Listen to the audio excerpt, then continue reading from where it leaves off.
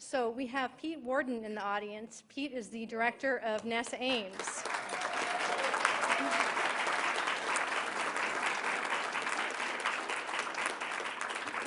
And we thought you might be very interested in Pete's perspectives on Obama's announcement on the 15th about the privatization of the space economy. Absolutely. Pete? You guys got gypped when I'm the surprise. and I have an unenviable job, I guess, for a government employee to say what the president really said was. But I think what the president said was really cool. And just to give you like a 1-minute discussion here is, I've been in the space program my whole career, as a lot of folks here have, and it was pretty clear after Apollo that we needed a next step in space. And in dozens, if not hundreds, of advisory panels and so on, some of which I sat on, that next step is to establish a permanent human settlement somewhere off-world. Whether it's the moon or Mars or an asteroid is obviously arguable, but that is our next step. And for the last few decades, we've been trying to do that using basically Apollo on steroids. I don't know where I heard that before. We can do that, but we needed a lot more money than we were going to get. So the point is to invent a new way to do it. And in a nutshell, to me, that new way has got two key areas.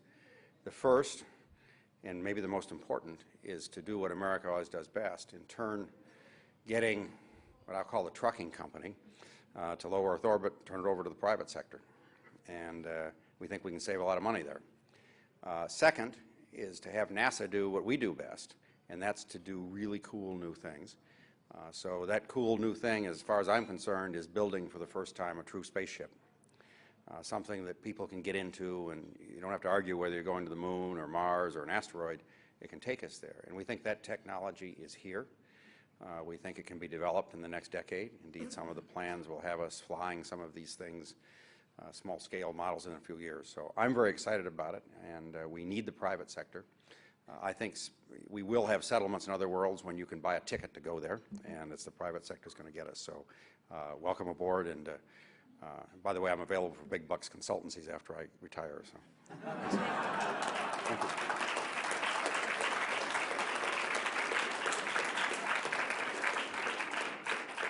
Thank you very much, Pete. On behalf of the Churchill Club, it's my privilege to introduce David Livingston. David is founder and host of the Space Show, which is a talk radio program focusing on space, commerce, and private space exploration. Since he started the show in 2001, 9 years ago, he has done a whopping 1,347 programs. Through this show and other related pursuits, David is convening people, airing new ideas, new opinions for a worldwide audience, which to me is important in and of itself. But think of it, he's also capturing for posterity these conversations as history is being made, which is truly an invaluable contribution. So I found out that his interest in space began in the first grade. He had his Cub telescope out there, checking out the craters in the moon, and could just barely see the rings around Saturn. And when he wasn't gazing upward, he was apparently often looking downward, reading Sky and Telescope magazine. Even through advanced education, he followed his passion for space. His doctoral dissertation in business administration was entitled Outer Space Commerce, Its History and Prospects. And he's here tonight to lead a conversation about the space economy today and tomorrow. Please give a very warm welcome to David Livingston.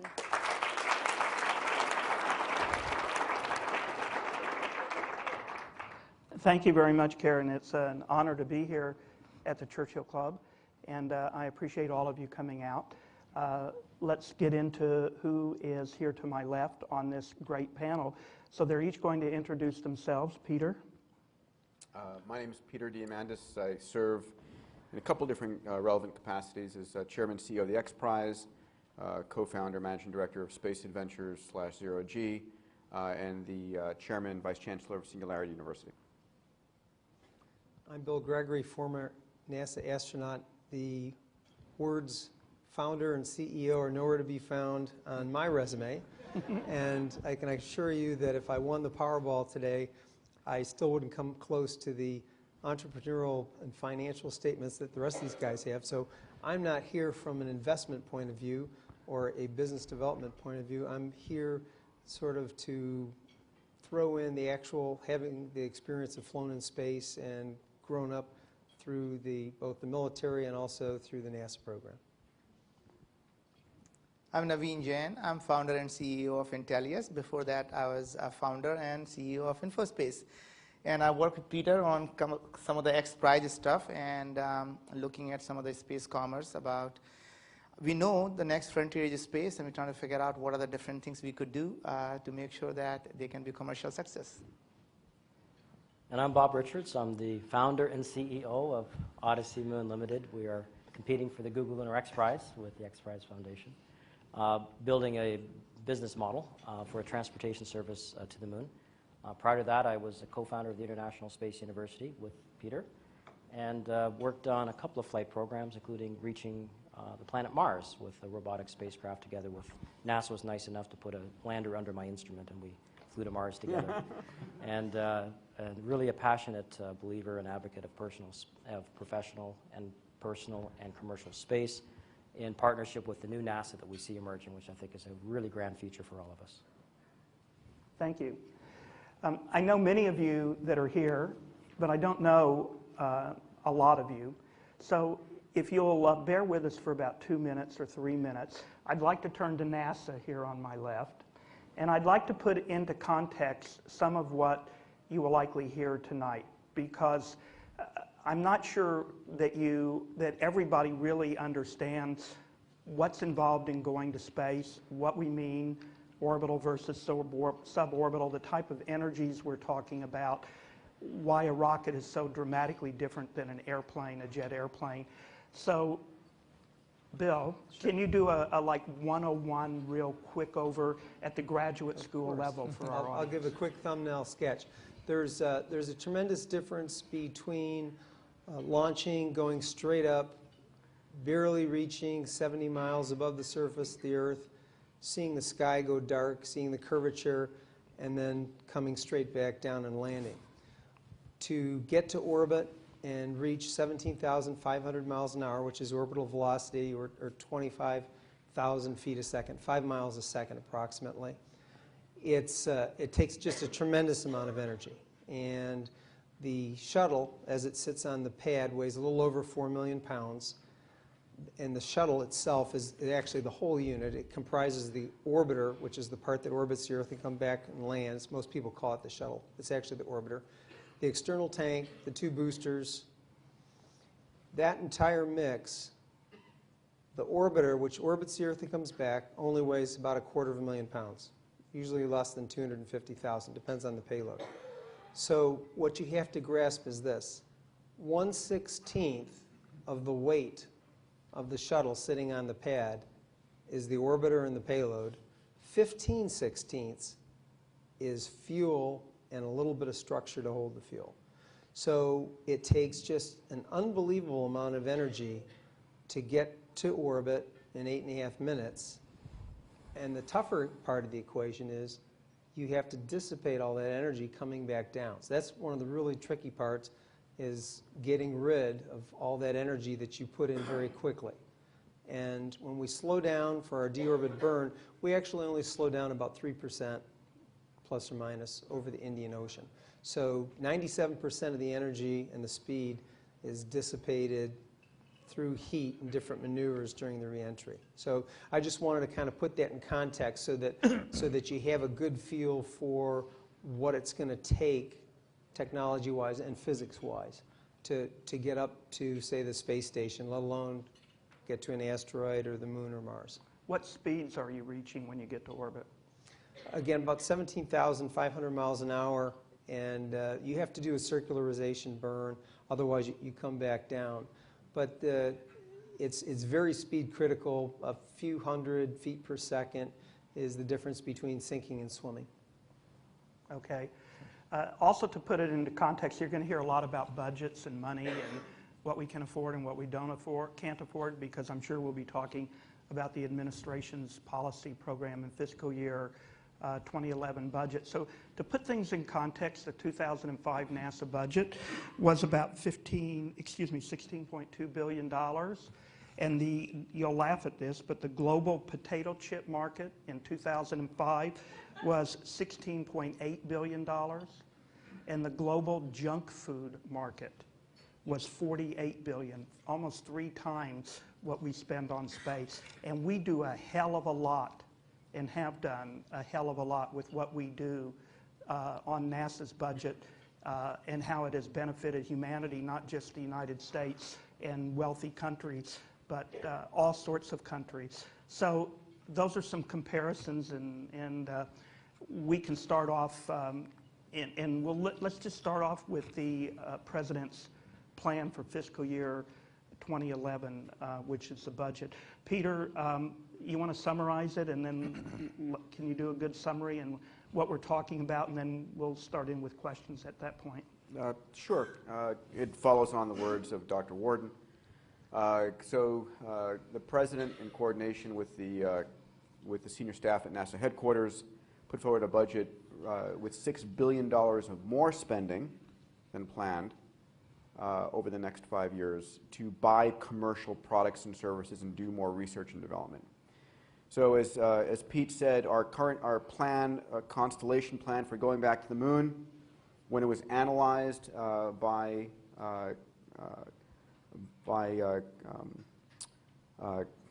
Augustine. Thank you.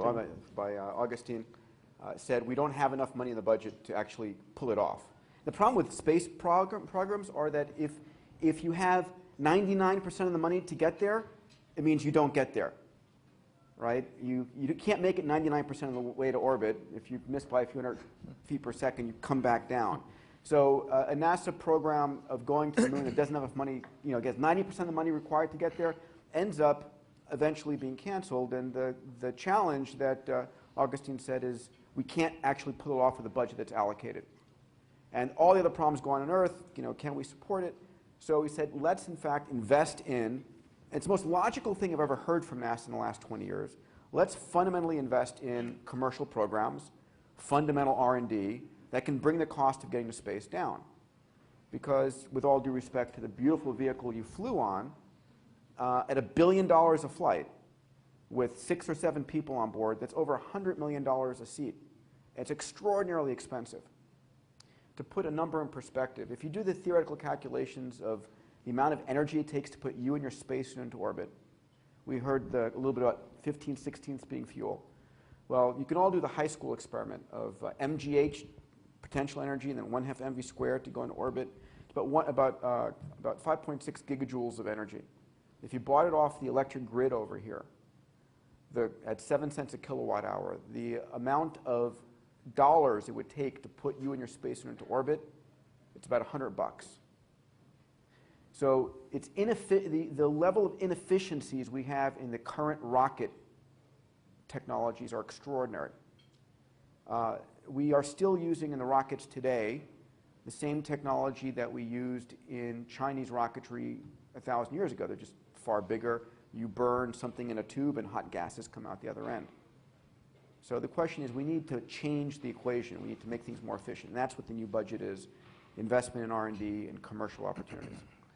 Okay, so you know where I stand. Yes, anyone on the panel can go for this, or you all can go for this. We want to shift to private. So first of all, as far as I know, all aerospace companies are private. There are no publicly owned aerospace companies. So you mean government owned? Government owned, correct. I mean, they are public in the sense that you can buy stock in them other than for SpaceX. And you have one customer, at least for the foreseeable future, which is the government. Are we really talking privatization when you have one customer, which is the government? Who wants to handle that one? I'll give a shot at that. I've been involved in both sides of the coin. Yes. It was a great privilege to be involved in a NASA mission and a NASA program that got one of my childhood dreams into reality, which was to reach Mars. But it was also very frustrating. I was a small partner in a very large program with a commercial technology that at retail value that we sold on Earth, we sold about $30,000. What was the technology, Bob? Oh, sorry. It's laser radar, LiDAR. So it's using laser systems to detect ranges and to detect elements. So a company in Canada called Optech is really a global leader in this LiDAR technology and was selected to go on this mission to Mars. And we sell this technology. Give us the name of the mission. They won't know. Phoenix. Phoenix mission. Okay. The Phoenix mission. It was the first soft lander mission to Mars since the 70s, landed on the North Pole of Mars. A brilliant mission, and by some measures, a very efficient mission as far as cost goes, about $300 and $400 million. But the technology that we had developed, that we sold regularly to the U.S. Army, for instance, at $30,000 a pop, by the time it went through the requirements that were imposed on it through the prime contractors, which were responsible to the Canadian Space Agency, which was responsible to NASA, it turned into a $30 million device, a little barnacle attached to this spacecraft that was going to Mars. So that it was that same inverse cost performance from 30,000 to 30 million, which really matches your measure as well, Peter, from 100 million down to $100. So it's not so much that we're not dealing with smart people. It's the requirements imposed. And if you have an entrepreneurial commercial company that can take the risks and have tolerance for failure, whereas many government missions don't have the tolerance for failure, or even large corporations don't have the tolerance for failure. Small companies do have that tolerance, can take some more risks, and we can do things much more cost effectively that way. Anybody else? Can you sell to the government and still be considered a private operation?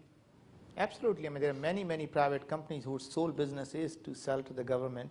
I mean, they're very large defense companies who make lots and lots of money selling it to the government, even though it costs almost 100 times as much for the same parts that you could sell in a commercial space to sell. In fact, I was in Pentagon a couple of years ago, and we were looking at the computer system that actually have a communication between US and Russia.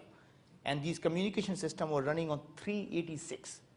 And now you wonder what is going on. And I asked them, why can't you guys be using the latest system? He said it took them 5 years to approve that hardware.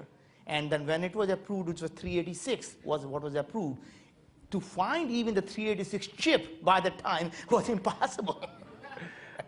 Right.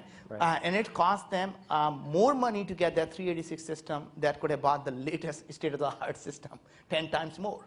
So I think the fact is that, just the fact it's selling to government, it may be inefficient, but the companies do that. There's another element here. Sorry, Greg. There's another element that when you do work for a government program, they do dictate the margins that you can charge. So it's not a free market relationship at all, really. They say, you're allowed this much of profit, that's it, we'll allow you that. And you really are selling your labor at a very small margin. So it's a different model than you would have if you had a free market demand. But just to add to that, one of the CEO was with me at that time, and I asked him, how do you sleep at night charging the government $50,000 for this computer? And he said, if you spend 5 years and 10 people constantly living and lobbying everything, by the time you get done with it, the $50,000, you barely make any money. So the potential is to actually change the model right now. Right now, what happens is the government buys the vehicles and operates them themselves, or they subcontract the operations, versus the government, next time Bill wants to fly, being able to buy a commercial seat at a fixed price. So ultimately, right now, one of the companies I co-founded, Space Adventures, buys seats from the Russians. We can't buy seats from the US, so we buy seats from the Russians on a Soyuz, and we resell them. We've sold 8 customers right now. The price went from $20 to $45 million, but we can buy, from capitalist Russia, a commercial seat and resell it. Did you want to say something, Bill? Yeah, there are a few issues, when it comes to the dollars and cents and the price tag on the missions for the shuttle. I mean, the numbers I've always heard was 200, maybe 300 million. And again, it depends on how much of the infrastructure you roll into it.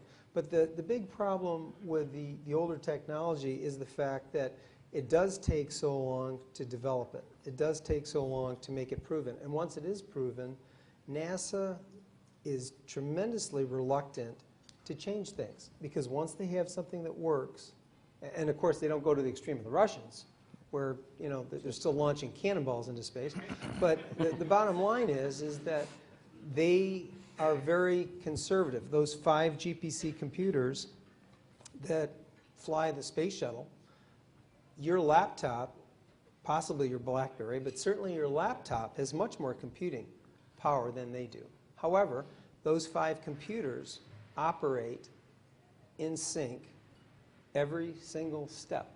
And so what you give up for a tremendous increase in capability, instead what you're looking for is reliability and that human-rated moniker, which is a big deal. And that's the one thing that really costs money, is trying to make it much more reliable and much more safe. We'll get into safety in just a minute, but I want to talk about the way things are contracted for. So today, NASA will go to all these private companies, Boeing, Lockheed, ATK, and they design the rocket in conjunction with them, and they buy it, and it is a NASA-owned rocket. And in the new model, they will go to a different division of Boeing and Lockheed and SpaceX and Orbital and maybe Sierra Nevada. These are all companies, contending with various versions of rockets. And they will buy a seat, but that company, correct me if I'm wrong, can then turn around and also market those seats and those rockets for other markets and other purposes. You won't have to go to Russia, for example, to buy a seat on a rocket. You can possibly buy a seat on a SpaceX rocket. Big difference. Anyone commenting on that? Sure. Bob? Well, we're trying a new model together with NASA, Odyssey Moon, a small company that wants to build a robotic spacecraft to go to the moon, to do business and to win a prize. And to do so, we've actually partnered with NASA. We found a very friendly, innovative center that believed in us and in our capability to really maybe pull this off with a little bit of help. And so we were able to, through a mechanism that really only NASA has, called a Space Act Agreement, partner with NASA, hire NASA to help us, really, and we can, instead of responding to the requirements like I did on that government mission to Mars, I can say these are the pieces that I really need, because I think I can do the other things myself or hire in other talent. And I can pick and choose to do that. And by doing so, I can pick the best of what NASA has in the vast experience and return to NASA. There's a value proposition here that actually is maybe counterintuitive. Return to NASA the innovation that they might not have been able to do themselves. This private-public partnership. So it's a model that we're trying. Time will tell, but it's a model that AIM stepped up and said we'll do this, and now the rest of NASA is taking a really close look at it. But David, this is a great idea to use the private partnerships, obviously, because they're great entrepreneurs who can do wonderful things at a cost that is not possible in the government. But really the question comes down to is, let's assume the first flight that NASA uses and it somehow has an accident. Would public ever allow, for government to ever use a private thing, thinking these capitalists will always put the profit ahead of the safety? And today, whether we look at the large banks where people believe that these large banks or the large Wall Street firms put profit ahead of the goodness, and would the private companies do the same and really try to make the profit as a motive rather than the safety? Well, let's turn to safety, but Boeing, Lockheed, let's see, Boeing is Delta IV, for those of you that may know a little bit about rockets. Lockheed is Atlas V. ATK is the solid rocket boosters and is Ares 1, unless it's canceled. The rockets that we have today, including the Atlas and the Delta, which also fly high priority military defense and COMSATs for the commercial industry, are prioritized for reliability, and they are prioritized for for making sure that the things work efficiently. They're not, and safety, they're not really prioritized for financial or economics. That is way down on how we deal with rockets. Now we're shifting, and you're going to turn this over to the private sector per se, and by definition, the private sector has to prioritize to be profitable. Otherwise, you might as well just be an extension of the government if you're not out there trying to make a profit.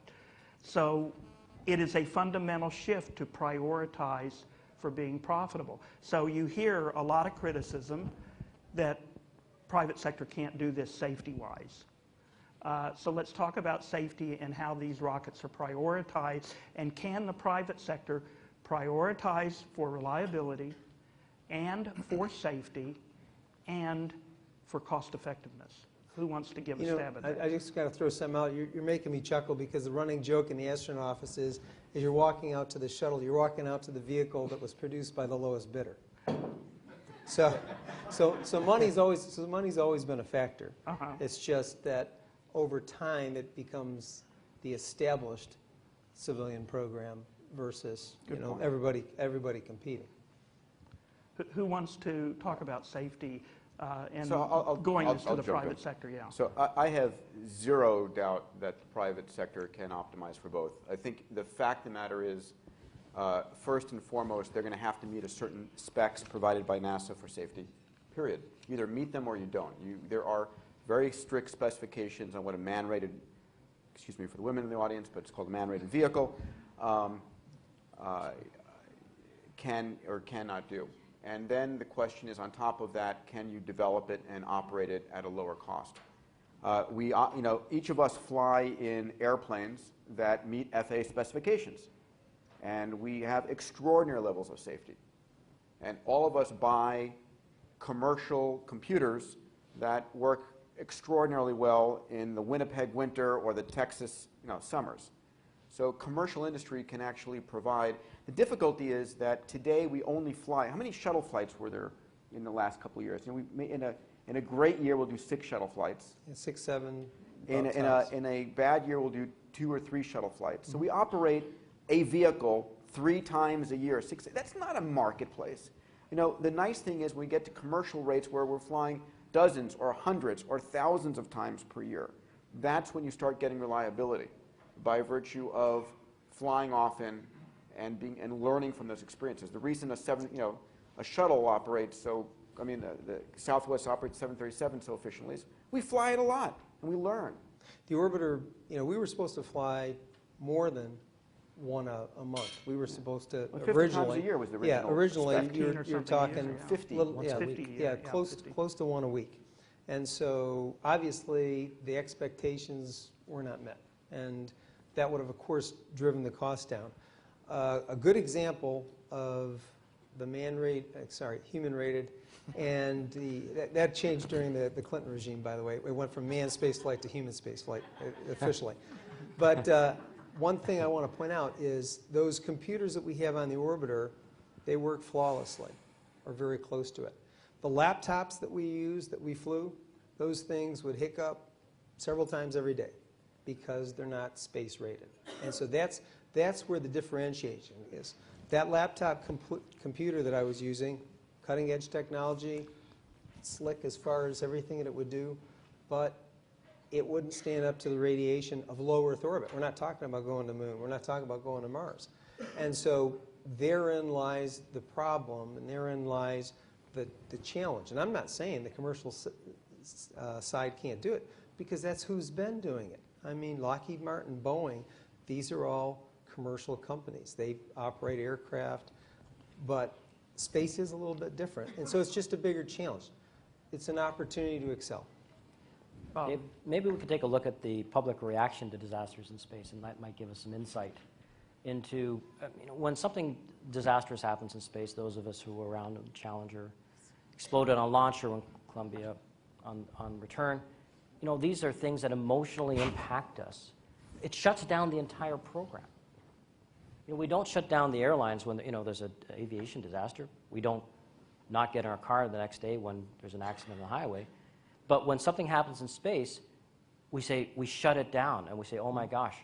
And so if we think about that, why does that happen? Well, part of it is that all of us are so emotionally bound to this heroics. We relate to this. And so this is a terrible tragedy to us personally. And our political leaders who respond to the people in Congress, this is something that just can't happen. You can't have this type of public. So there's a whole downplay. There's a whole down pressure to not take those risks. Well, I think partly, Bob, is that the reason the space flights people get emotional is over the 5 years, if you only fly 30 times and one of them crash, that's a very high percentage. So in fact, if every 1 out of every 30 planes you flew crashed, we would have the same reaction, right? That's right. I wouldn't be getting on that plane. That's right. Good point. Right. So I think it's just a matter of probabilities of how many times. So that's supporting Peter's point. There's emotional ties. I mean, Yeah. the basics, if you look at an aircraft carrier and the space shuttle, around $4 billion, they're about the same price. If you lost a Navy aircraft carrier and lost the lives of 7 people, it would be a positive miracle because there's so many people on board. But because you're losing everybody, because it's a very high visibility situation, you're not looking at the $4 billion asset, you're looking at the 7 lives. Well, I think that fundamentally we have to come up with a new technology. If you use this identical technology and you say you want to make it as safe as NASA is doing, you try to do exactly the same thing what they're doing, you can't really reduce the cost just by you changing from government to that. The only way you can make it a successful private enterprise is to coming up with a totally different technology. So as opposed to using the fossil fuel that is 15/16 of weight, can you really come up with a different fuel, maybe nuclear fuel, that are nuclear fueled rockets? So they're really light, so you don't have to take 16 times as much weight. You can only take a tiny bit more than the actual weight and really go up in there. So you really have to fundamentally rethink the way we do things. And in that sense, the entrepreneurs and the private enterprises are very, very good to find out the new ways of doing things. But we can't continue to imagine that just because private industry is doing it, doing exactly the same thing, the same safety record, it will be substantially cheaper. It's just not possible. Peter?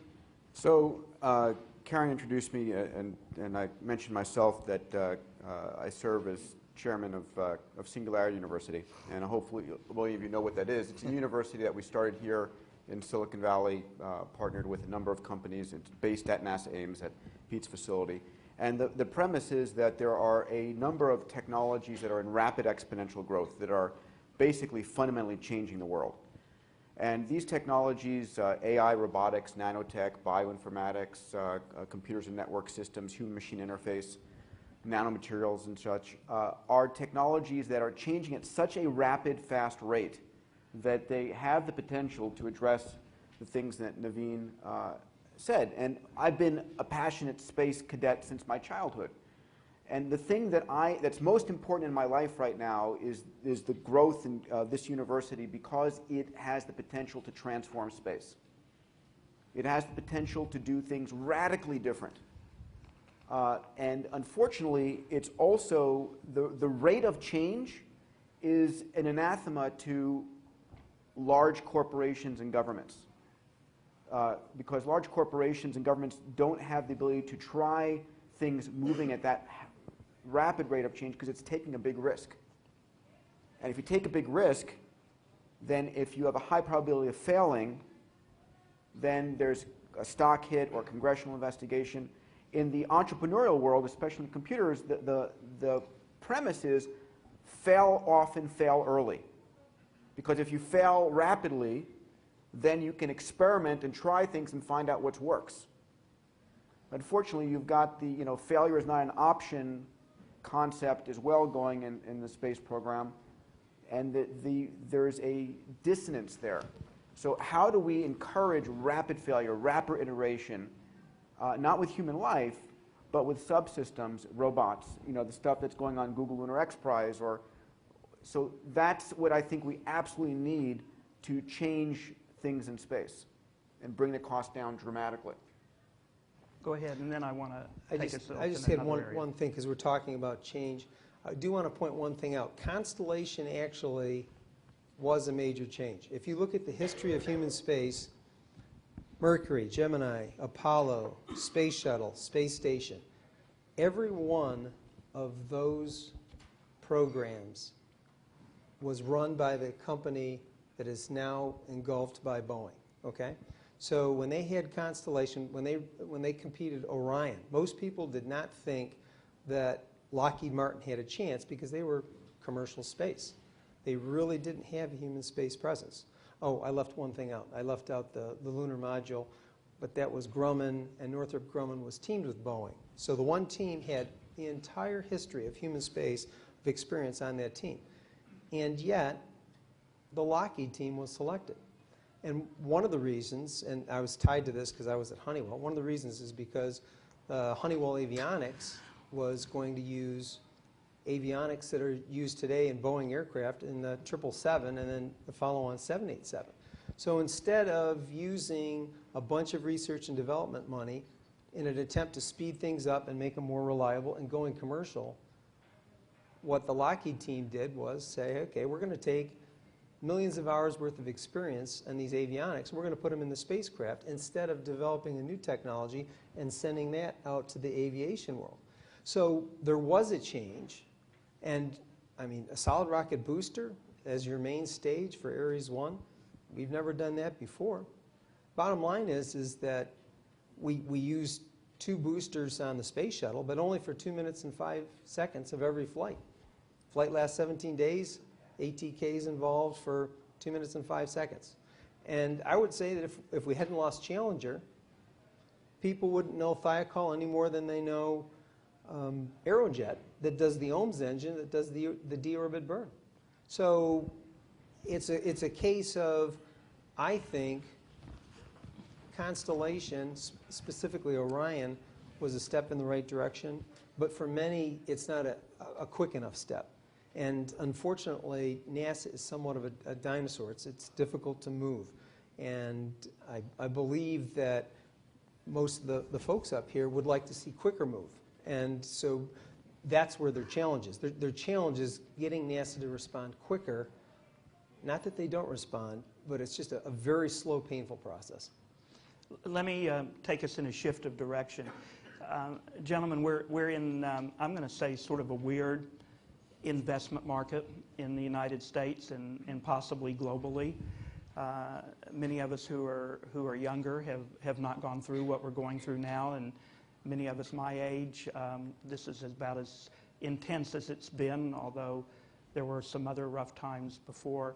But we're looking at regulatory changes. We're looking at capital attraction. You know, how do you acquire capital changes? What kind of risk will the government allow or not allow? And we're looking at a regulatory environment that may or may not impact what we do in commercial space. There's just a lot of unknowns. So starting with you, Naveen, how do you do due diligence to consider a commercial space investment? And if hardware is involved, let's say you're looking at a company making a rocket, for example, do you do a separate set of engineering due diligence to get an aerospace engineer or someone familiar with the hardware to say, yeah, that vehicle can meet those parameters that the operator is talking about, or no, not with that fuel or not with that nozzle or whatever? How do you do those levels of due diligence in today's world? Well, actually, as a part of the investment, it's like investing in biotech. You rarely can do a due diligence on what doesn't exist or what is a potential. As Peter talked about, these are the things that are exponentially growing. We can't really do a due diligence on something that doesn't exist. So from my perspective, almost any investment, you invest in people. You invest in bright people who know what they're doing, and you know they're going to be able to get there before anybody else gets there. So it may not exist today, but you know you find bright people and you back them up. And that's what you would do in space. That's what you do in biotech. You find the brightest scientists and you put them in saying, can you solve cancer? You can't do due diligence. How do you solve cancer? Anybody else want to comment on that question or this line, Bob? Well, I guess being on the other side of the coin, I'm in the responsibility is on the entrepreneurial company as well to do as much diligence as possible by the time we go to a market to say that we've really thought about this, and it's not just a better mousetrap, but we're thinking about something differently. It's outside the box. We've looked at the markets, and here's what we believe, and we're counting on we've got a disruptive technology. We've got something that really, really is cool. And there's a sea change of some kind in the market that we see is happening. So there is Odyssey Moon has spent a couple of years and quite a bit of money doing a lot of the background work, so we would be prepared to answer the questions. But it does come down to the people. So it really comes down to pulling together the right entrepreneurial team that will impress the people that we can actually pull it off. So two things are happening right now. Again, the exponential technologies I spoke about earlier are empowering small teams to do incredible things. As a reference example, the X-15 that flew in the late 50s and early 60s, in today's dollars was about a $1.4 billion program. Spaceship One, that won the Ansari X Prize in 2004, which had 3 times the capacity of the X-15, was done for $26 million with a 25-person program. Okay, and what was the difference was technology, not smarter people. So a program only doable by governments is now doing by a small team of graduate students. We are starting to see venture funds for the first time starting to invest in entrepreneurial companies. Not mentioning names, but SpaceX, for example, had 2 Silicon Valley firms invest in it for the first time. Other thing going on is that you have somewhere between 1,000 to 2,000 billionaires on the planet who grew up during the Apollo era, now in their 40s and 50s, who are saying, I want to make those dreams I grew up with true, and I'm going to start investing my own capital or investing in people. And then finally, there's a realization that everything we hold of value on this planet, metals, minerals, energy, real estate, the things that governments fight wars over are in infinite quantities in space. And there are today entrepreneurs, groups of people thinking about how I'm going to go and capture those resources and bring them back. And I say this without any question, the first trillionaires will be made as we open up the space frontier. I think what Peter is saying is really what space commercialization is all about. I think most of us think of space commercialization as a tourism for rich. This is how the rich people can go up there and see and have wonderful vacation. And really think the real commercialization will happen when we solve the problem of humanity by going up in the space, whether it happens to be cooling down the planet, reducing the amount of sun coming through, finding more minerals at a cheaper price that we could ever mine here, whether it happens to be platinum or whether it happens to be a rare metals, you'll be able to find them in most of these asteroids or planets, lot more quantity, lot easier to bring them down.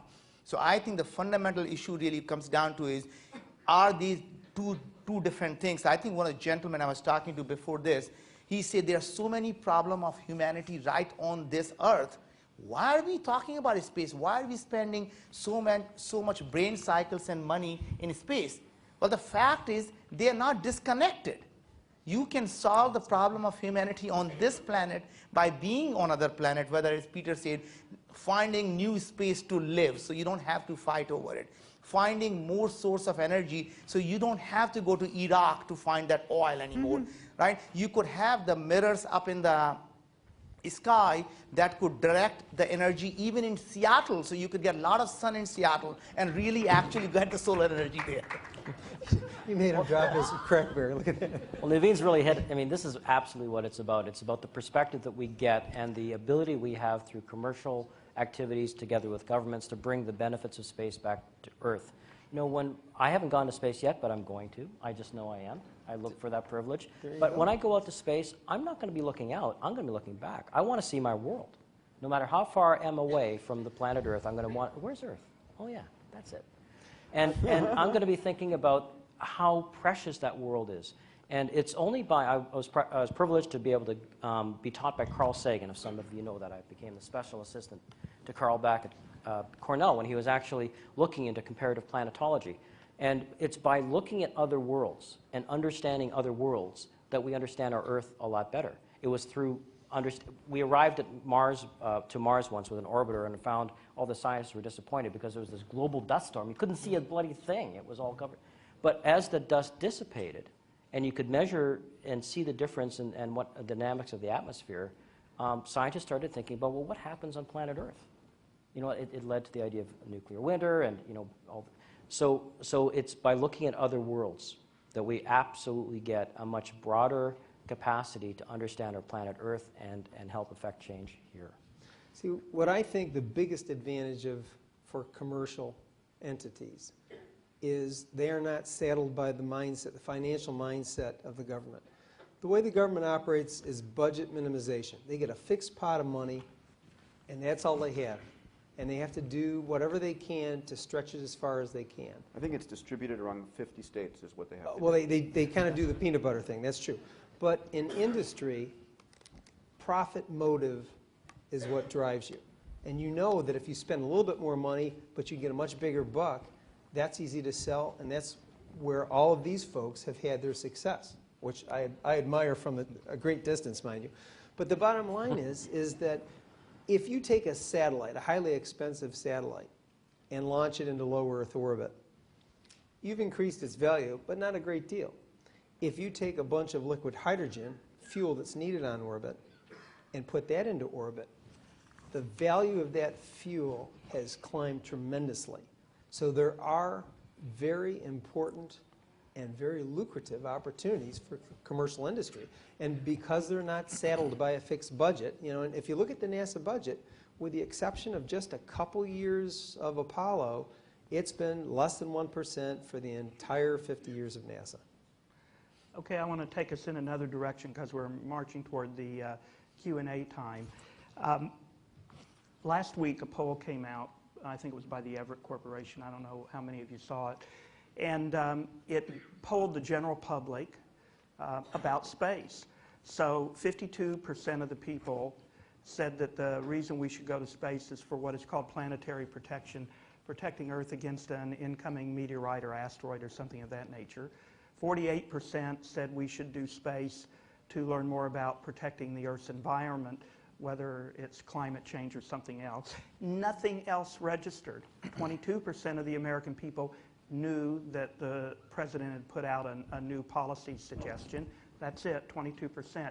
So in the few minutes that we have before we go to Q&A, let's connect the potential in the future of commercial space to us individually. Let's ask what commercial space can do for each of us. Now, I know because my son, who has cystic fibrosis, is alive and well because of space technology at UCSF 7 and 8 years ago. He would not have gotten through some problems without space technology in the intensive care unit. I have lived that, and I know others that have lived that, but people in the public don't know that space has come into the emergency room in the intensive care unit. And the doctors and the nurses don't tell, you know, the patients that, oh, we're using space technology here. I just happen to recognize it. So connect us here. You know, 22% is all that knows that there's even a new space policy on the table being considered. What's in it for each of us? Well, healthcare, I think you mentioned, is interesting. I think not only the technology that is developed for space can be used for medical, but I really believe if you think about the vaccines or think about what you can do for research up in the space, because of zero gravity, how the crystals are formed, how the atoms are crystallized, they're very, very different. So in some sense, the type of science you're trying to do on Earth, sometimes it's just very, very difficult the way things are crystallized here, versus when you do them in space, you can come up with different compounds, different vaccines that could fundamentally change the healthcare in this country. Well, Or the world for that. I get really upset when we try and rationalize space based upon products and services and so forth, and you can talk about GPS and weather satellites and all of this stuff.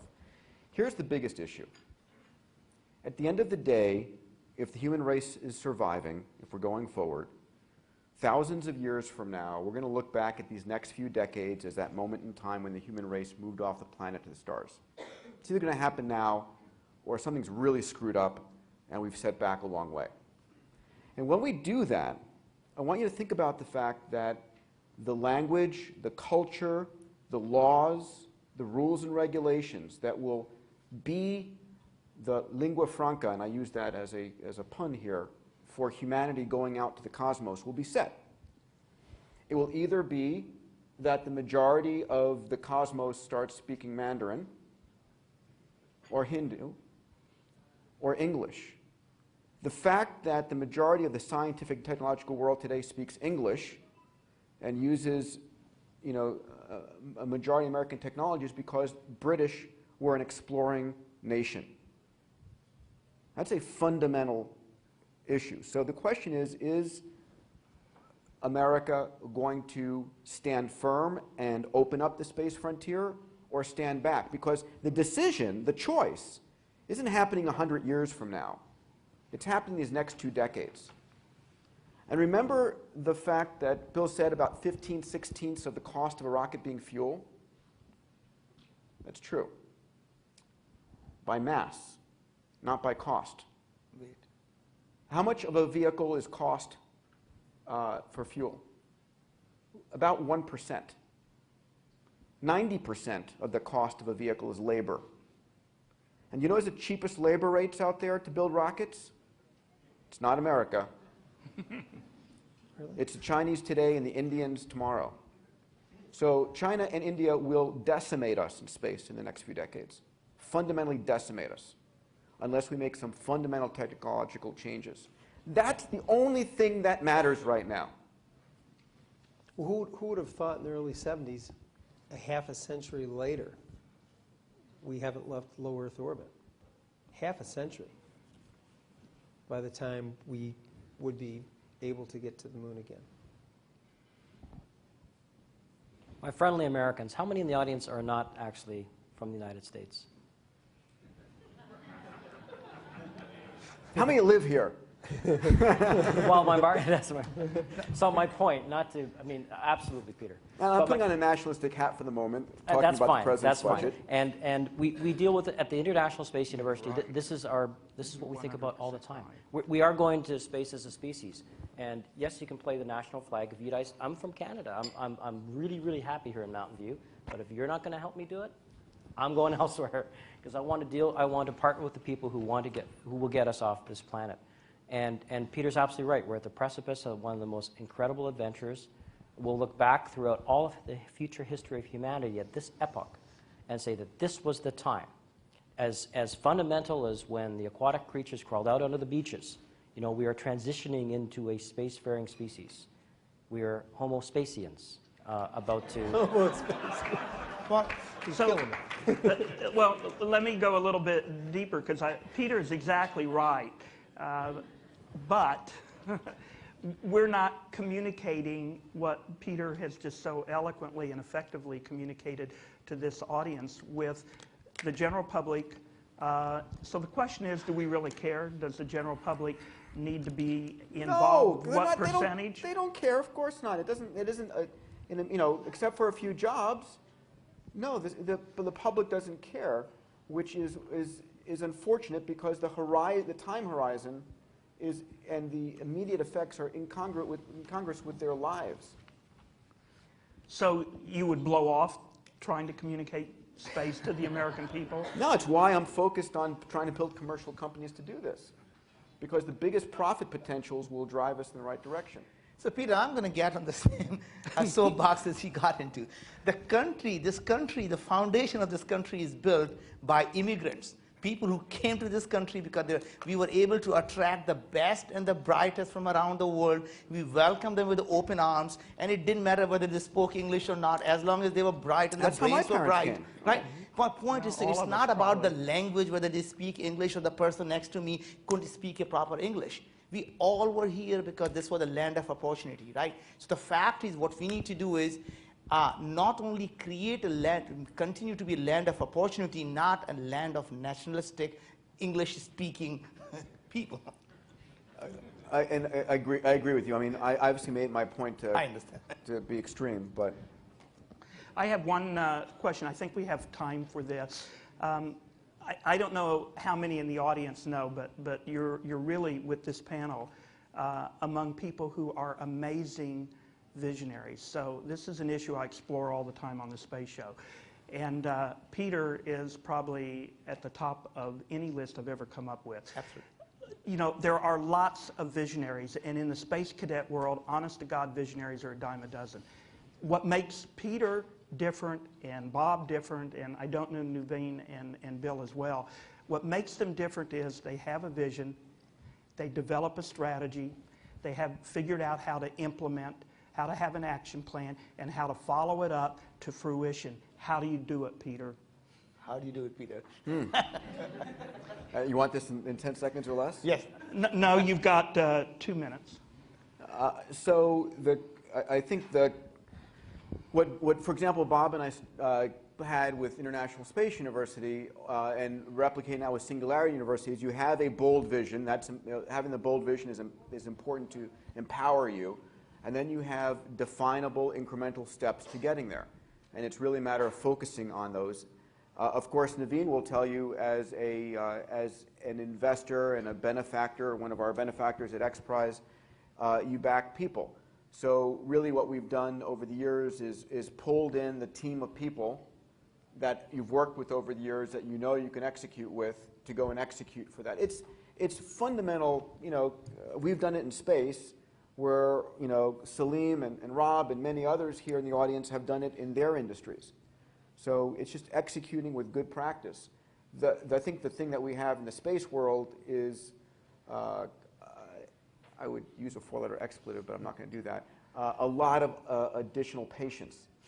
And you have to have a commitment and a refusal to give up. Getting 0G, the company we do with parabolic flight, it took me 11 years to get through the FAA process. X Prize took 8 years to get it capitalized and operational.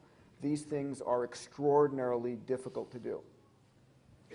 So don't give up. Bob? Yeah, space is really hard, but it's probably not that much harder than anything that you choose to do passionately in your life. It just takes that much more energy to get there. So, to paraphrase Peter, if you're going to choose something that you're going to do with your life, then choose something you really love.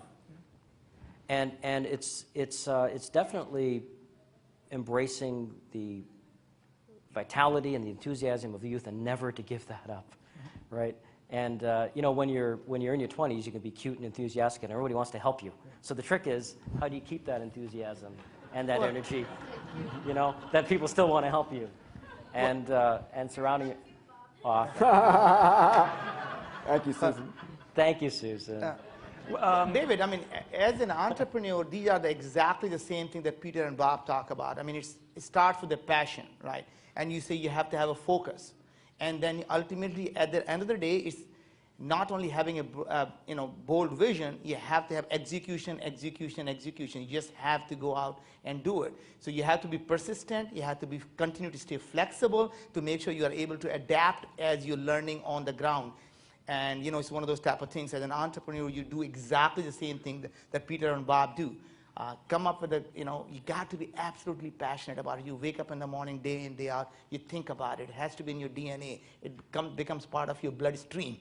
And you choose the people you're going to work with for the rest of your life very carefully, because this guy has helped me. Every time I've been down, he's picked me up. And maybe there's a few times that I've picked him up too. Yep. But the idea of the International Space University and Singularity University is to bring together the people who will have the common belief system, that really believe the same thing. And that's so important, to know that there are so many people out there that are really sharing and are going to pull with you. But it's never giving up, and never allow the person who you care about to give up either. That's right. Great team. You don't get there working 8 hours a day, 5 days a week.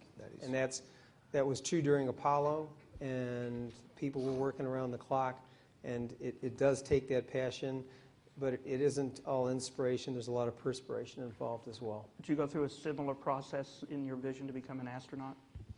Definitely. Going through test pilot school is kind of like going through pilot training and getting a master's degree. And there were times that for an hour or two of free time, you'd slit your grandmother's throat.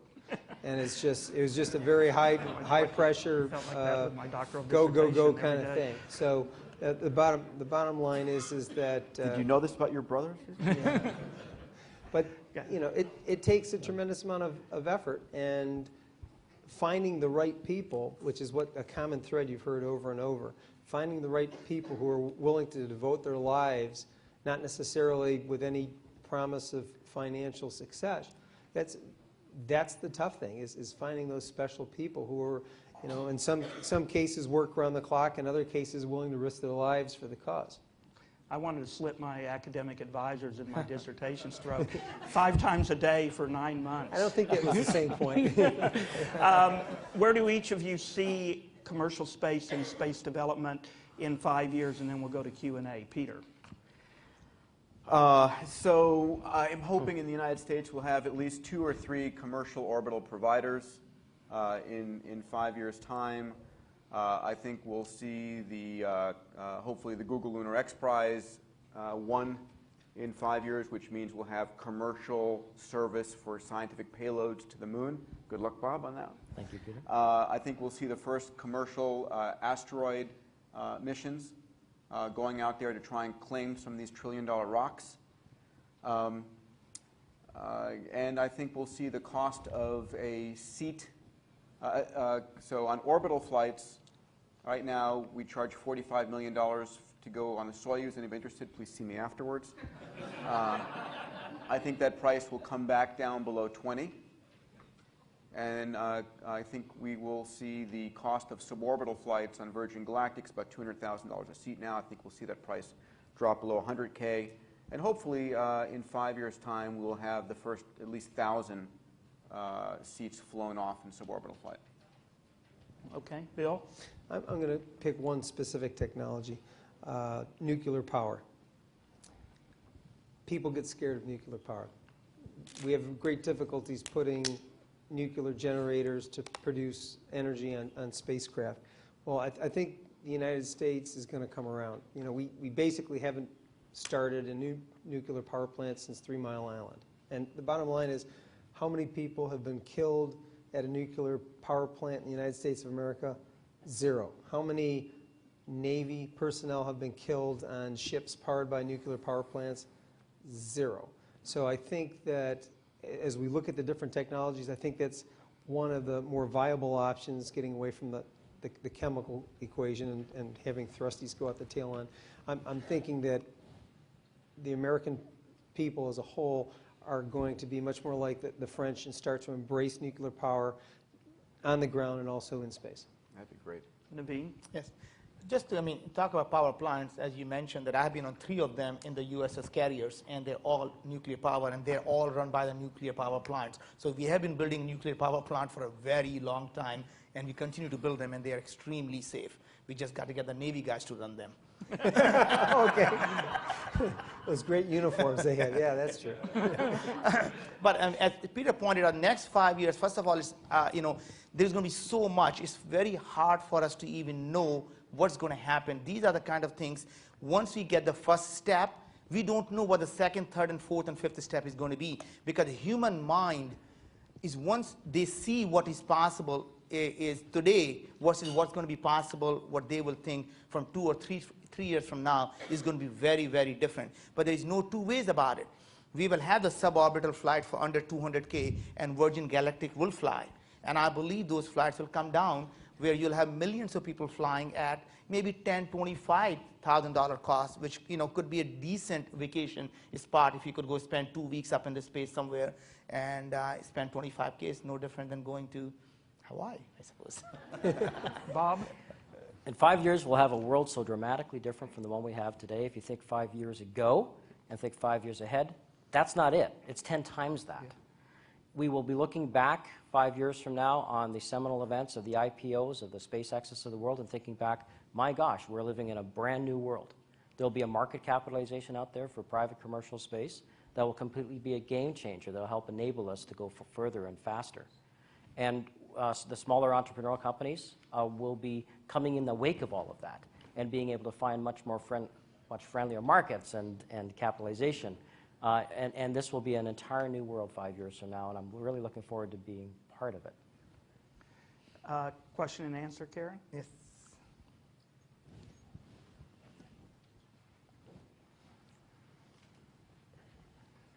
Great. Hi, Peter, this is for you.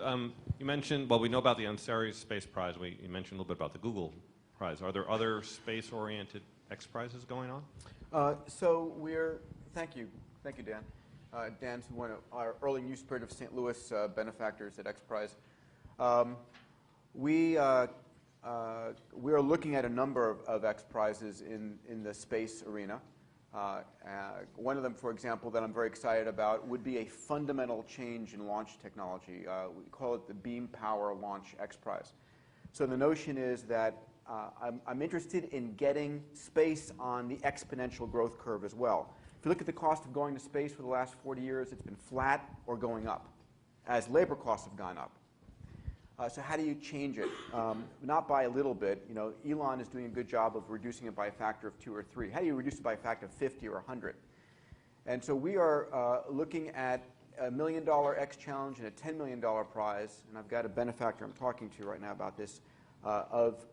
Imagine you have either microwave phased array antennas or solid state lasers on the ground. And your vehicle is a receiving antenna that receives the energy. And it heats up hydrogen as a working fluid, and that working fluid then comes out, and you go on up. You get, instead of a mass fraction of 3% payload, 97% vehicle fuel, you can get 25% payload and 75% fuel.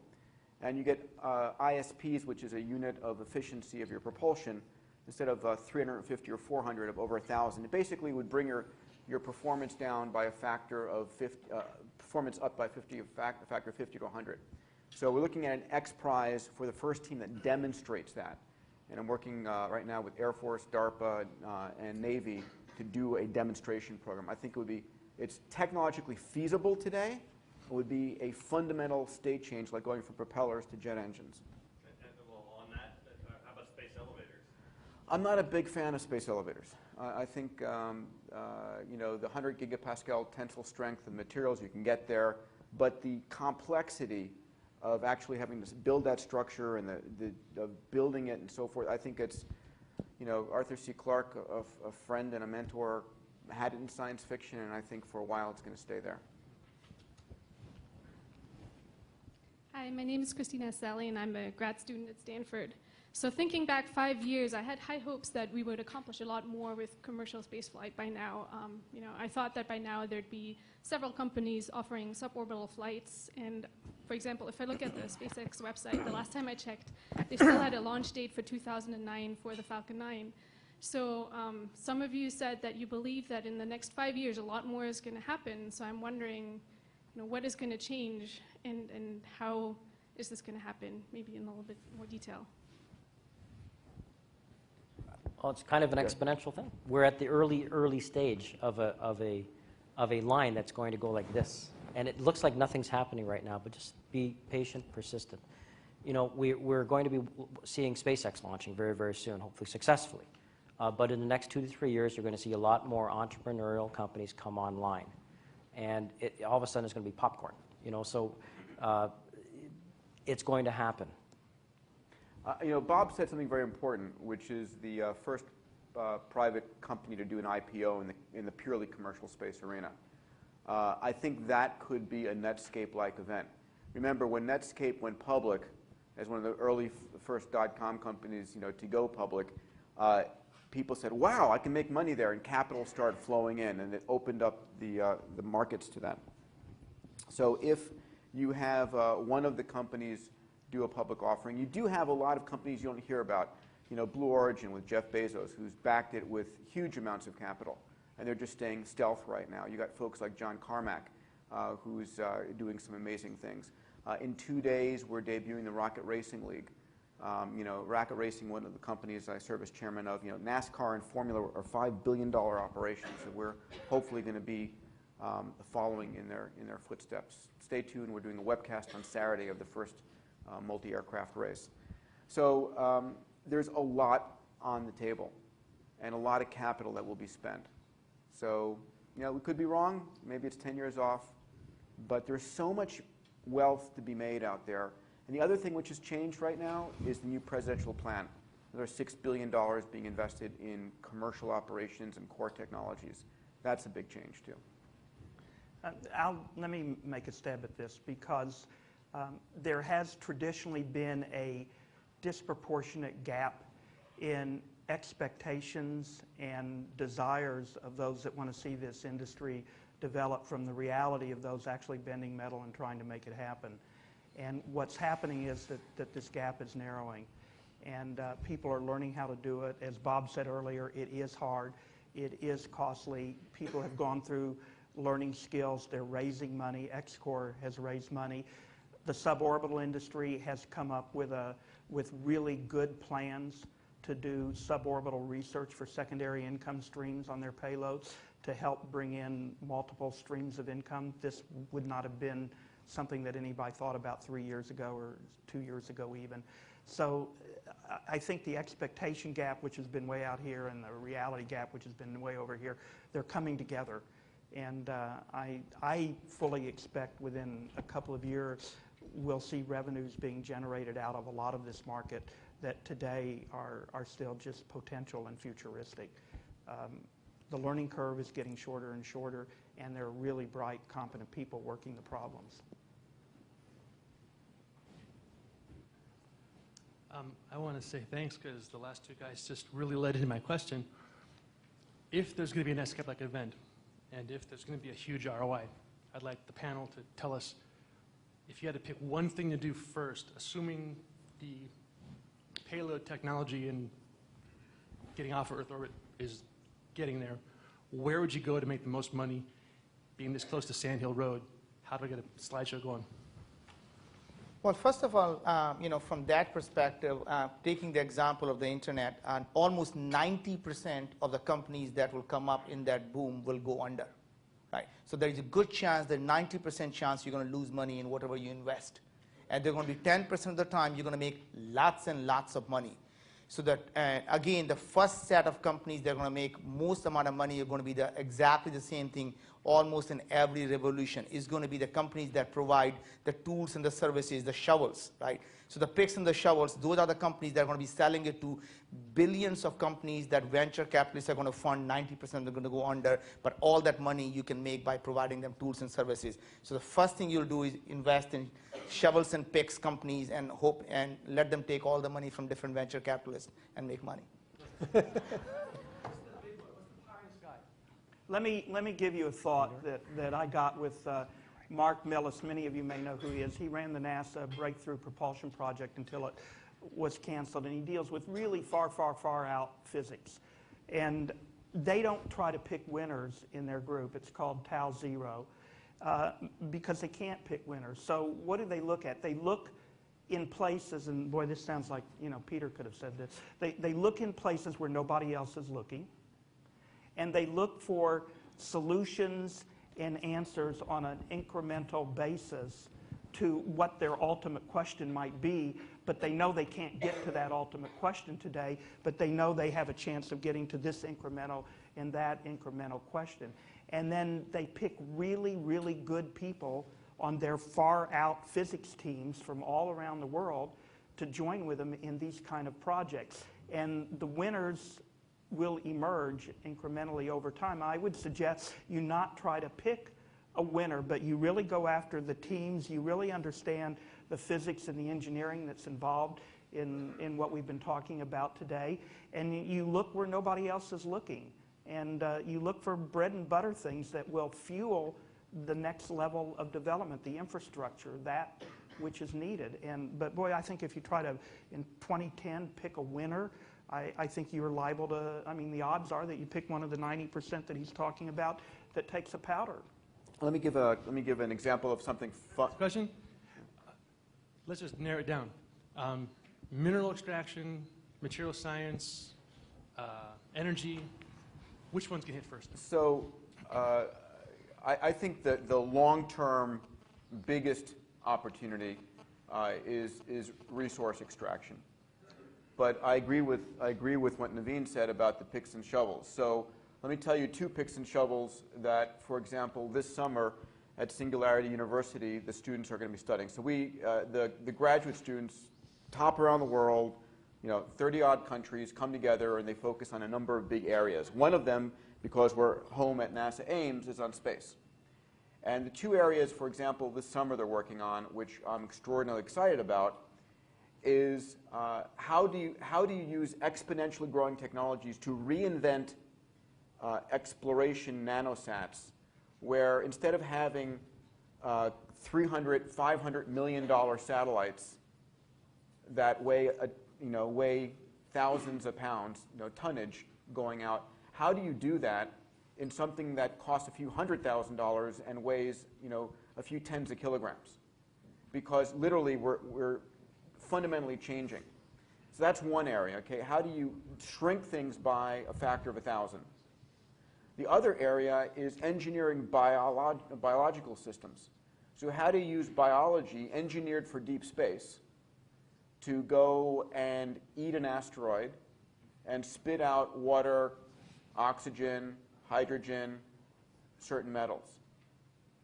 So those are the sort of things we're focusing on this summer that are huge payoffs, that are picks and shovels that would change space fundamentally. Keith Powers. Actually, I'm glad you brought up the team projects in the summer. How can people here get involved with those team projects? It's based at NASA, and so if we wanted to volunteer time or other ways, how would we get involved? Bob, you want to take that?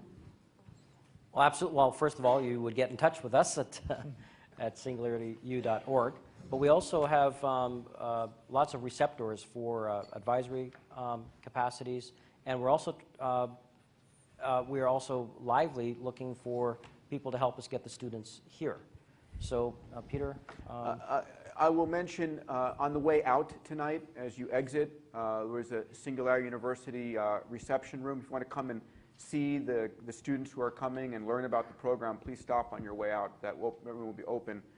But we run executive programs, which are 4-day and 9-day executive programs for CEOs, CXO level people to come and get what we offer in 10 weeks really compressed in 4 days. So you understand what's in the lab today, what's going to be in the lab in 5 years, what's coming to market in 10 years.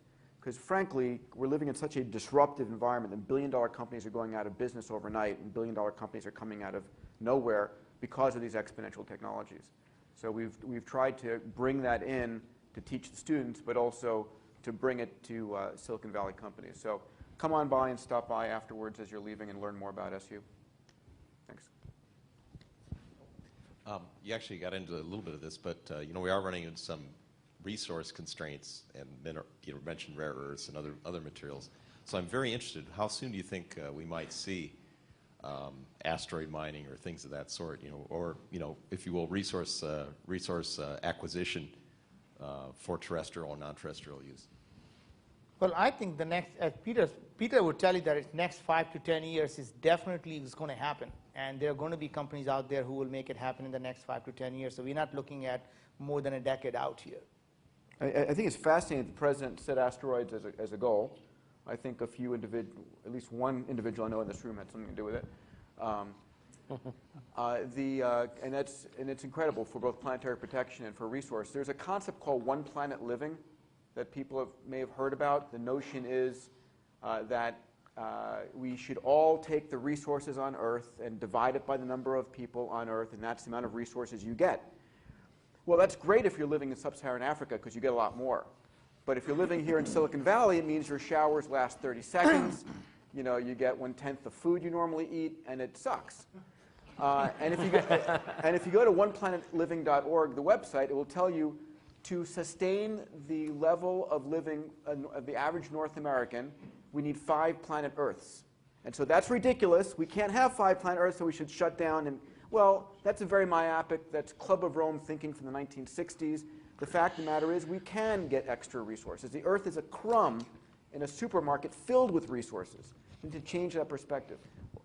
Well, that's part of it, and part of it is we can use the exponential technology that Peter is talking about just to make the things more productive even on Earth. Yep. So if you can take the same amount of land to produce 100 times more food, the same amount of the things that essentially takes an ounce of platinum to be able to do it 1/100th of that. So the point is the technology, whether it's nanotechnology and bioinformatics that Peter is talking about, all of that is going to fundamentally change. And I think Peter and I have talked about it a long time. There's going to be abundance of everything, abundance of resources, the abundance of food, the abundance of energy, and we won't even know what to do with it. Now what? Hi, I'm Glenn Stearns, Green Tech Advocacy Films, and as much as I'd like to ask questions about green spacecraft and green space applications, I'll make it personal. I'm a space buff, and through creativity and not cost, I've been able to get mementos from space that I can hold in my office, and I feel connected off-world. You're an august panel. What do you think in the future will be the most creative and least costly way all of us in this room can stay connected like that with space or off-world? I think the space missions of the future you'll be completely immersed in through telepresence. So it's not just a passive, I got something back, but you're actively involved and you're participating.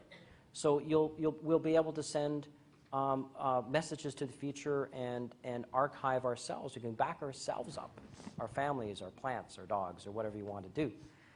So it'll be a participatory world of the future where kids will not just be reading things in textbooks about space, but they'll be doing space because they'll be part of the mission. So I think it's a really and technology is going to enable that. And we're going to become immortal, right, Peter? We will never die. I mean, once we figure out our genes and everybody knows exactly what genes cause wrinkles and what makes us age, we will never die. We'll be immortal forever. So you don't even have to move yourself forward. You'll still be here. Bert Rutan and I used to always have an argument about which would happen first, a breakthrough in propulsion or a breakthrough in longevity to get us out into the space frontier.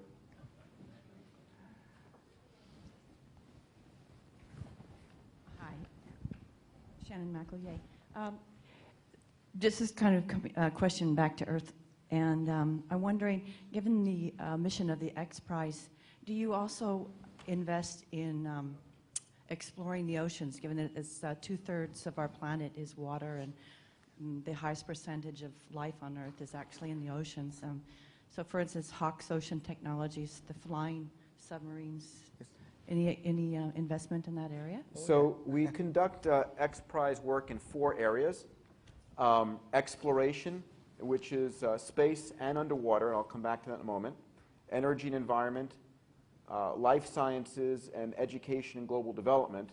And I'll just take a moment to acknowledge Naveen. Naveen is the co-chair and one of our major benefactors in our education global development X Prize area and helping us underwrite, develop, and fund X Prizes and X Challenges for the developing world.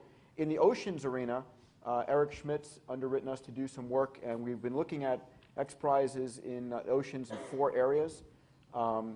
Basically, the development of human deep submersibles to go down to the ocean floor, all 10.9 kilometers the way down in a reusable, repeatable sub. We're doing the design work for a potential prize. Mapping the ocean floor. We know more about the surface of Mars than we do the ocean floor. Basically, mapping the column of the oceans from a whole bunch of data, and then ocean plastics. Can we develop a new ocean biodegradable plastic water bottle? So we're looking at those areas right now in ocean work. So it's not funded yet, but we're thinking and doing the research in that area. Hi, this is Chetan Patwardhan. I have 2 questions, really, 2 sides of a coin. So on one hand, how do you address the shackles and the hurdles put up by governments when it comes to looking at technologies, approving them? I mean, you said, FAA took 9 years to approve something. And basically, the country that really allows for that, to be fast-paced, could be Russia, could be China, could be India, or could be countries in Africa. And versus Uncle Sam here, who will be basically saying no to many things. And don't you guys see that as a big hindrance as you dream? Because for every single thing that you want to do, the government puts shackles on your ankles. The other side of the coin is, what are we doing as a government or as NASA to actually incubate some of these technologies and then partake in the commercialization of it and really lending the NASA expertise to all these budding entrepreneurs and companies?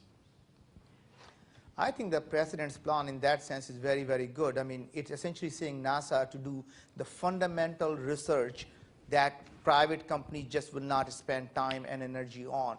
So NASA will do what NASA does best, which is fundamental R&D for a very long term. And the private companies will do what they do best, which is take existing technologies that are there today, or what they're going to be there in 2 years and 3 years from now, and start doing the work expecting the technology to be there, which will be there. So essentially, in some sense, it's going to be a mix of a good private-public partnership. And if I understood the first part of your point correctly, the challenges are not just technological, they're political, regulatory, and some of the biggest challenges we in the commercial space face there is no regulatory framework, or there's nobody to ask. Or if you make the mistake of asking, sometimes you get the answer you don't want to get. So the exploration missions that the private sector will be involved in at the early stages, and Peter alluded to this earlier, will be setting the precedents, very, very important case law precedents for that which will be setting the case for the future. So who owns the moon? Well, we don't know yet, right? We certainly have the international frameworks that say we can't claim sovereignty. We, nation, the states, can't claim sovereignty, but that there's no exclusion of commercial operators beneficiating resources. The governments have done it. The governments have brought back rocks and claimed title. So the resources of space are open to beneficiation, and the question of land title is not necessarily part of that, but it's a very important regulatory framework that wait till the debate begins when the first private spacecraft lands on another interplanetary body. That will be an interesting debate. You know, through about the 1970s, the defense expenditure in the United States was about 40% of the budget, and social services, Medicare, Social Security, et cetera, Medicaid, was about 20%. Today, those numbers are reversed. It didn't just happen. It wasn't just lawmakers. It's public opinion. It's what the public wants.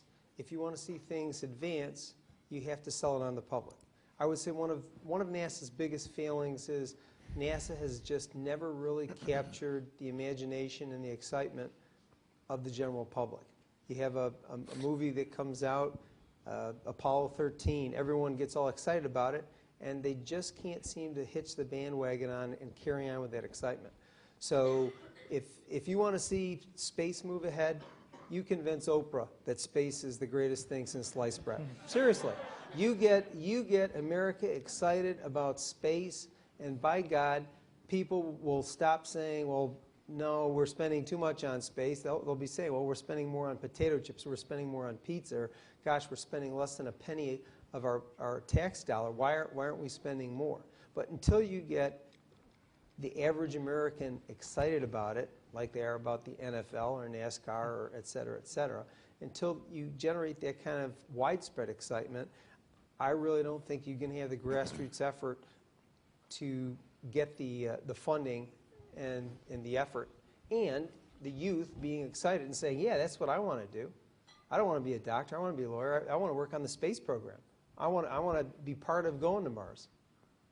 So I'll answer in very briefly in saying, first of all, it's potentially a new day in the space arena. And we have, for the first time, a set of leadership in NASA and a presidential support for a vision that is, I guess I would call it the entrepreneur's wet dream in the space arena. So that's potentially, it hasn't passed yet, it still has to get through Congress, but if it does, it's a phenomenal set of opportunities. I hope that's not the quote that ends up from tonight. You can pretty much guarantee. Who's Twittered that already? Yeah. So we also have Twitter's lighting up. We also have NASA a CTO for the first time in NASA, who is someone who's got a great vision, working with folks like Pete and Lori Garver and Charlie Bolden. And we have prizes going on in NASA as well to take levels of risk. We're always going to have to support the industrial base, but I think there's a chance now to really support the entrepreneurial base as well. What about an extra prize to get Oprah interested? One more question? One more question. Yes. $1 billion sounds like a lot of money to do a launch. Are there any concrete funded plans right now to do a launch? And can it be a lot less expensive than that right now? I'm sorry, say that again, $1 billion? Yeah, I heard earlier you were talking about $1 billion to do a shuttle. My point was that the space shuttle annual budget's on the order of $4.5 billion a year, and when they do 4 launches in a year, you divide the total budget by the number of launches and you get a rough number. Got it. So that seems like a lot of money for a startup to be spending on it. It's not what the startups will charge. SpaceX, which will launch a 7-person crew on the Dragon, will be about $90 million a flight. Divide that by 7, and it's about $15 million a seat. Is that funded and ready to go? It is a company that is funded and is launching their vehicle for the first time with a mock-up capsule in 30 days. Great. Are there other plans as well? Do you know? There are other plans. You have folks like Jeff Bezos committing huge amounts of wealth, and other players I can't speak about who are committing large amounts of money. And then you have Orbital Sciences and Lockheed and Boeing and a lot of the incumbents that are looking to put forward solutions as well. I want to thank all of you for attending, and I certainly want to thank the panel members here. It's been informative for me, and I'm sure for everybody else. And it's really energizing to hear each of you speak. It's like getting a new blood transfusion every time I come into this arena and I hear Peter and Bob, and this has been a real opportunity for me to meet Naveen and Bill. And, you know, people look up, because that is really the path to a better life here on Earth, as well as all of what we've talked about. It's where our future is and will be for our kids, our grandkids.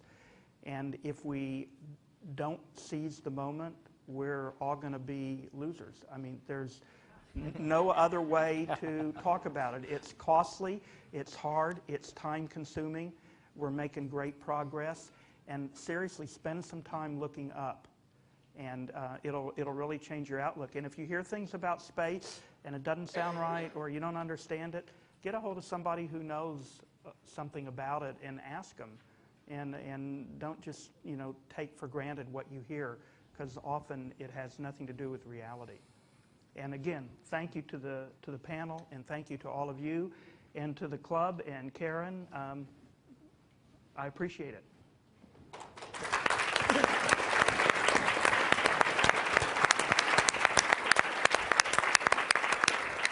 Don't be losers, look up. I want to really thank our speakers and David for delivering a very interesting conversation that I hope has just begun. And we have some out-of-this-world Churchill Club t-shirts as a symbol of our thanks. Thanks again also to Intelius. And of course, thanks to all of you for coming. Have a good rest of the evening and drive safely. Thanks. Thank you.